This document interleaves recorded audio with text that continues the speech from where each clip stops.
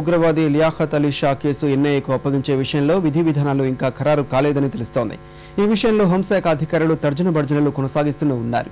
Liaquat arrest విషయంలో ఢిల్లీ, జమ్మూ కాశ్మీర్ పోలీసులు భిన్న వాదనలు వినిపిస్తున్న నేపథ్యంలో ఇటీవలే హోంమంత్రి సుశీల్ కుమార్ షిండే ఈ కేసు దర్యాప్తు చేయాలని ఎన్ఐఏను కోరారు.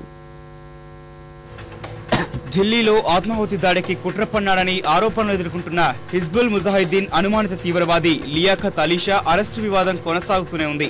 లియాఖత్ అరెస్టు విషయంలో ఢిల్లీ, జమ్మూ కాశ్మీర్ పోలీసులు భిన్న వాదనల నేపథ్యంలో ఇటీవలే హోంమంత్రి సుశీల్ కుమార్ షిండే ఈ కేసును దర్యాప్తు చేయాలని ఎన్ఐఏను కోరారు. అయితే ఎన్ఐఏకు కేసు బదిలీ చేసే విషయంలో విధి విధానాలు ఇంకా ఖరారు కాలేదని తెలుస్తోంది. విధి విధానాల ఖరారుపై హోంశాఖ అధికారులు ఇంకా తర్జన భర్జనలు కొనసాగిస్తూనే ఉన్నారు.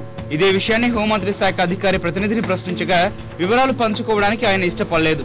1990వ దశకంలో ఉగ్రవాద మూకల్లో చేరిన యువకులు లొంగిపోతే పునరావాసం కల్పిస్తామని కేంద్రం, జమ్మూ కాశ్మీర్ ప్రభుత్వం హామీ ఇవ్వడంతో లియాఖత్ పాక్ ఆక్రమిత కాశ్మీర్ నుంచి లొంగిపోవడానికి వచ్చాడని కాశ్మీర్ పోలీసులు చెబుతున్నారు. సుమారు 200 మంది లొంగిపోతామని తమకు పత్రాలు సమర్పించారని, ఇందులో లియాఖత్ ఒకడని జమ్మూ కాశ్మీర్ ప్రభుత్వం వాదిస్తోంది. దీంతో ఉగ్రవాదుల లొంగుబాటు, పునరావాస విధానాన్ని సమీక్షించాలని కేంద్రం నిర్ణయించింది. 2010 క్షమాపణ పథకాన్ని మరింత సమర్థంగా పనిచేసేందుకు రాష్ట్రాలతో కలిసి పనిచేయడానికి సిద్ధమైంది.